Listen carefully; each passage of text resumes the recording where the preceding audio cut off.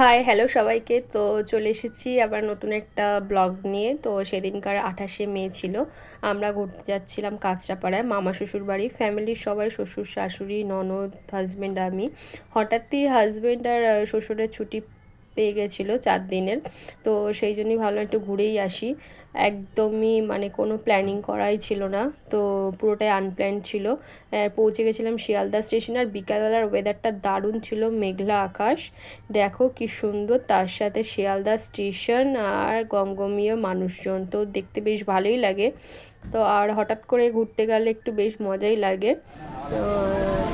তারপরে ট্রেনে উঠে গেছিলাম শিয়ালদা থেকে কাঁচরাপাড়া। প্রায় 17 থেকে 18টা স্টেশন পর কাঁচরাপাড়া পরে। তো ওই 1 থেকে 1 ঘন্টা 10-15 মিনিট মতো সময় লেগেছিল কাঁচরাপাড়ায় পৌঁছাতে শিয়ালদা থেকে।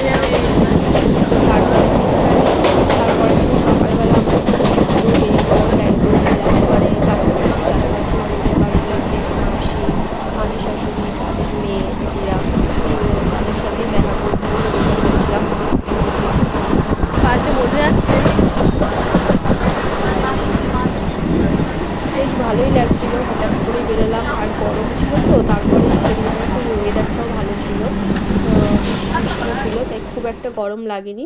তারপরে দিনই সকালবেলা আমরা 4 জন বেরিয়ে পড়েছিলাম, আমি হাজব্যান্ড আর সাথে মামা শ্বশুরের এক মেয়ে আর আমার ননদ। তো দুজন মিলে একটু কমেডি করছিলাম। ও বলছিল এটা সেই কাঁচরাপাড়া যেটার মধ্যে জলদাপাড়া গরুমারা অভয়ারণ্য থাকে। আমি বললাম না, এটা সেইটা না, এটা আলাদা। তো এই নিয়ে দুজন মিলে একটু গল্প করছিলাম। যেখানে প্রচুর জঙ্গল রয়েছে, জনবসতি খুব বেশি আছে তাও বলবো না, আবার খুব কম আছে তাও বলবো না, মিলিয়ে মিশিয়েই রয়েছে। তবে জায়গাটা কিন্তু খুব সুন্দর, ওভারঅল খুবই সুন্দর, বেশ ভালোই লেগেছে। কলকাতা শহরের মানে এরকম 4 দেওয়ালের মধ্যে থেকে একটুখানি বাইরে বেরোলে গাছপালার মধ্যে দেখলে ভালোই লাগে। তো তারপরে দিনই স্যাটারডে সকালে আমরা চলে গেছিলাম বাড়ির সামনে একটা আম বাগানে। মানে প্রচুর আম গাছ, প্রচুর ভর্তি ভর্তি আম গাছ, আর হাত বাড়ালেই যেন আম পেরে নিতে পারবে এরকম। আর একটা জিনিসও দেখলাম ওখানে, কাঁচা আমগুলোকে কিভাবে বাজারে বিক্রি করছে। মানে ওখান থেকেই পেরে 2-3 জন, একটা গাছের মধ্যে 2-3 জন লাইন করে দাঁড়িয়ে একটা স্টেপ বাই স্টেপ আমগুলোকে নিয়ে সেগুলোকে আবার বাজারে বিক্রি হচ্ছে। কলম দেওয়া গাছ থেকে শুরু করে লম্বা উঁচু উঁচু গাছ, মানে প্রচুর। আমার তো দেখতেই বেশ ভালো লাগে, আর কাঁচা আম আমার খুব ভালো লাগে। তো তারপরেই চলে গেছিলাম মামা শ্বশুরের একটা লেবু বাগান আছে সেখানটাতে। তো এই লেবুগুলোকে বলা হয় কাজুরি লেবু, দেখতেও যেরকম আর গন্ধটাও খুব সুন্দর, গন্ধরাজ লেবুর মতো, আর ভীষণ রসে ভরা। তো দেখতেই বেশি ভালো লাগে খাওয়ার থেকে। আমি একটা তুলেও ফেললাম, পরে অনেক কটাই তুলেছিলাম, সেটা আর ভিডিওতে ক্যাপচার করা হয়নি, তো মামাই তুলে দিয়েছিল। আর একটা গাছের ডাল দেখো কীরকমভাবে ঝুলে পড়েছে শুধুমাত্র লেবুর ভারে। তো বেশ ভালোই লম্বা লম্বা দেখতে, কিন্তু অনেকটা গন্ধরাজ লেবুর মতোই, কিন্তু এটা কাজুলি লেবু, খেতেও খুব সুন্দর, গন্ধও আলাদা। গন্ধরাজ লেবুও ছিল সাইডে। আর প্রচুর রকমের ফুল গাছ থেকে শুরু করে সাইডে আম গাছ, সমস্ত কিছু, মানে গাছপালা দেখতে একটু ভালোই লাগে বেশ।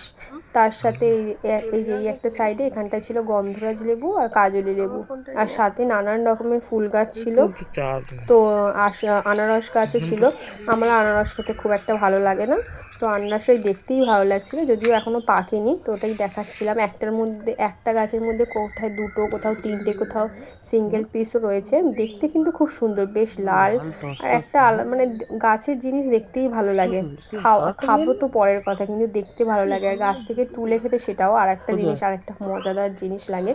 তো সবই ভালো, ওভারঅল জায়গাটা খুবই ভালো, কিন্তু ওখানটা প্রচণ্ড সাপের উপদ্রব, এটা একটু কেয়ারফুলি থাকতে হবে।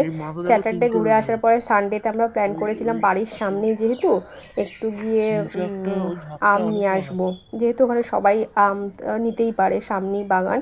কিন্তু যা সাপের গল্প শুনেছি, আর আমরা ভয়ে সাহস দেখাতে পারিনি আর যাইনি। তো থাক, ওই দেখেছি ওই শান্তি, আর পরের দিনকার যাওয়া হয়নি। একটু জঙ্গল জঙ্গল তো, আর ওখানে সেরকমভাবে মানে যেরকম সাপের বিভিন্ন রকম ওষুধ টষুধ পাওয়া যায় সেরকম হয়তো দেয় না, বা দিলেও হয়তো কাজ হয় না, অনেকটা জঙ্গল বলে। তো সেই জন্য আর যাওয়া হয়নি। তবে বাগানগুলো কিন্তু প্রথম দিন দেখে বেশ ভালো লেগেছে, খুবই ভালো লেগেছে, এই লেবু বাগান থেকে শুরু করে সমস্ত কিছু। তারপরে দুপুরবেলা প্রচণ্ড রোদ ছিল, গরম। তারপরে আমরা 4 জন মিলে মামার দোকান থেকে আইসক্রিম পার্টি হচ্ছিল, চকোবারগুলো কিন্তু এখানকার চকোবারের মতো না, ওখানে না পুরোটাই পুরো চকলেটে ভরা ভেতরটা, খুব টেস্টি। তো তারপরে হঠাৎ করে ভীষণ বৃষ্টি চলে এলো, আমরা সেটাকে নিয়ে তো লাইভও করেছিলাম, মানে আমি লাইভ করছিলাম ফেসবুকে, আমার হাজব্যান্ড লাইভ করছিল ইউটিউবে, তোমাদের সাথে শেয়ার করেছিলাম। মানে প্রচণ্ড গরমের মধ্যে বৃষ্টিটা একটা আলাদাই ওয়েদার তৈরি করে দেয়। আর সুপারি গাছগুলো তো এদিক ওদিক হচ্ছিল, সুপারি গাছ না, হ্যাঁ যে গাছগুলো। তো মামাদের ছাদে একটু আমরা ভিডিও করছিলাম, খাওয়া হচ্ছে, সামনে চাষ হচ্ছিল, ভীষণ পরিমাণে ধুলোগুলো উঠছিল, প্রচণ্ড বৃষ্টি হচ্ছে। তো ওদেরটা ওই জন্য একটু বেশ চিলচিল হয়ে গেছিলো।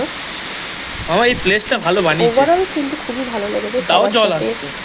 পুরো ফ্যামিলির সাথে ঘুরতে গিয়ে, সেখানে গিয়ে মামা ছোটো মামি, তারপরে বোন, সবার সাথে গল্প গুজব করে অনেকদিন পরে বেশ মজাই লাগে, দিনগুলো বেশ সুন্দরভাবে কেটে যায়। ঘুরতে গেলে তাড়াতাড়ি টাইম দেখো এরকম ওয়েদারে মন থেকে একটা গান আসে, সেই গানটা আশা করি তোমরাও জানো। কি গান? কি গান? তো একটু গল্প আড্ডা করার পরে তারপর আমরা নিচে নেমে এসেছিলাম। তো ওগুলোও খুব ভালো লেগেছে। চলো টাটা।